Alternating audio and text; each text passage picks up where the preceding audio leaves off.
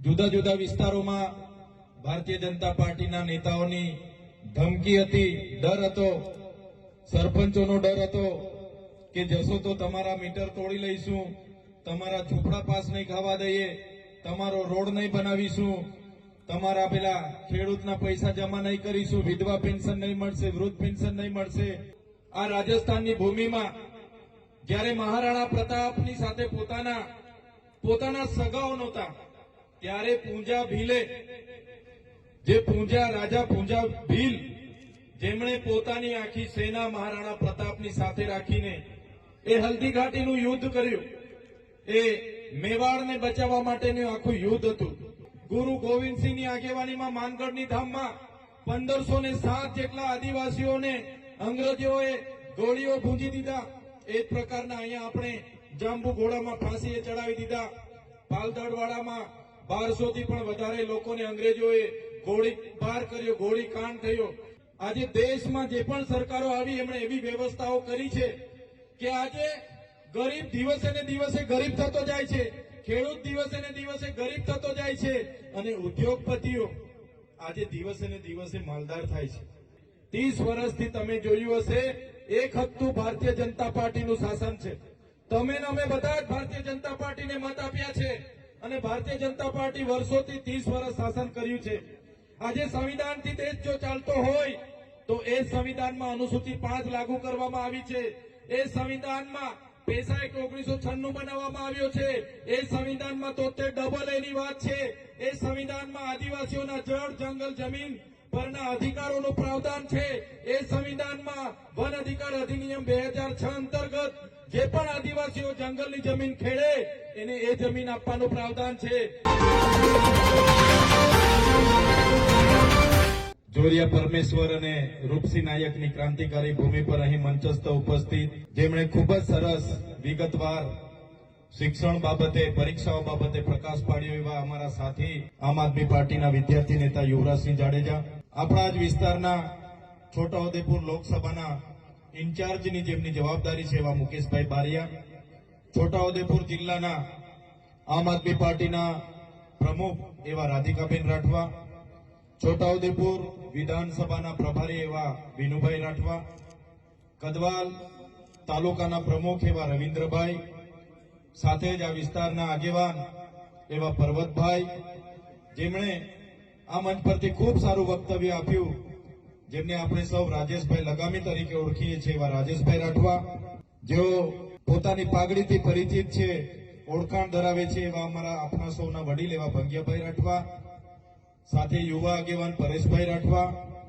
મંચસ્થ ઉપસ્થિત તમામ નામી અનામી પદાધિકારીગણ, એ જ પ્રકારે મારી સામે જુદા જુદા વિસ્તારોમાં ભારતીય જનતા પાર્ટીના નેતાઓની ધમકી હતી, ડર હતો, સરપંચોનો ડર હતો કે જશો તો તમારા મીટર તોડી લઈશું, તમારા ઝૂંપડા પાસ નહીં ખાવા દઈએ, તમારો રોડ નહીં બનાવીશું, તમારા પેલા ખેડૂતના પૈસા જમા નહીં કરીશું, વિધવા પેન્શન નહીં મળશે, વૃદ્ધ પેન્શન નહીં મળશે। છતાં પણ પોતાની કોઈની પણ દાગ ધમકીના દબાણમાં આવ્યા વગર મોટી સંખ્યામાં અહીંયા ઉપસ્થિત થયેલા મારા પિતા તુલ્ય વડીલો, માતા તુલ્ય મારી માતાઓ, બહેનો, મારા સાથી યુવાન મિત્રો, મીડિયાના મિત્રો, પોલીસ અધિકારીઓ, બધા માટે એકવાર આપણે જોરદાર તાળીઓ પાડી લઈએ।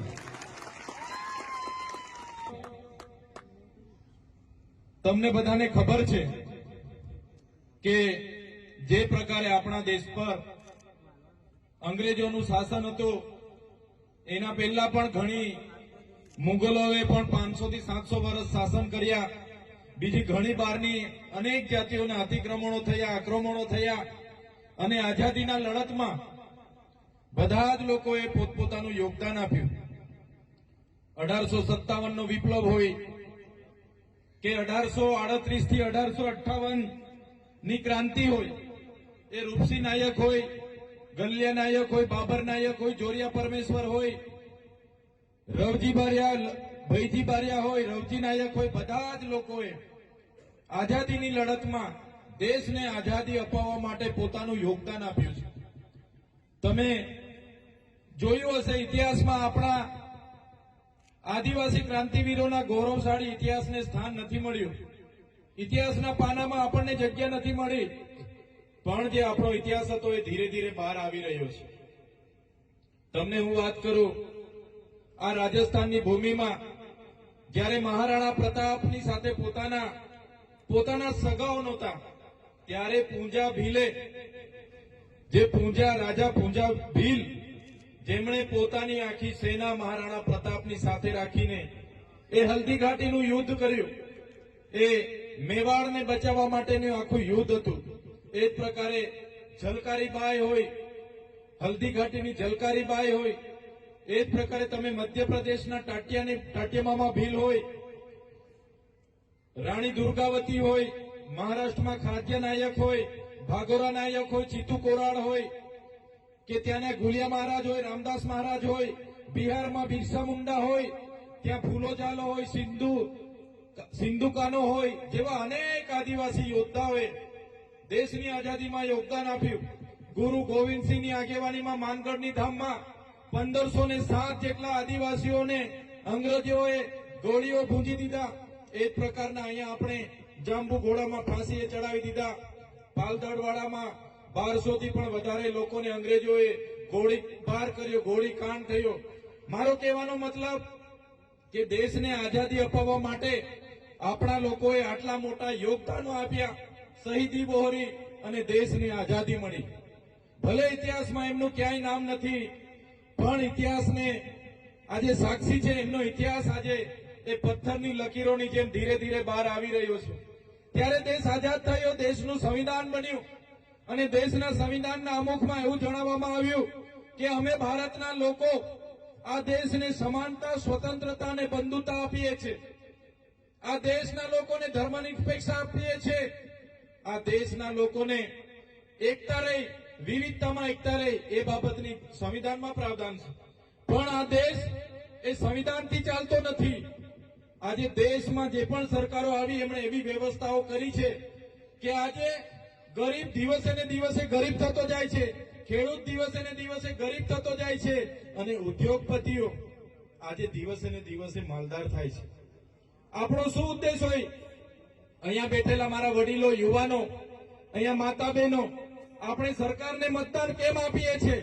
કે આપણે સરકારને એટલા માટે મતદાન આપીએ કે આપણા વિસ્તારમાં આપણને મૂળભૂત સુવિધાઓ મળે, આપણા બાળકોને ભણવા માટે સારી શાળા મળે, સારી આંગણવાડી મળે, પૂરતા શિક્ષકો મળે અને ભણી ગણીને જ્યારે આપણા યુવાન યુવતીઓ આવે તો એમને જીવન જીવવા માટેની રોજગારી મળે, નોકરી મળે. પણ એ આ સરકાર કરી નથી રહી.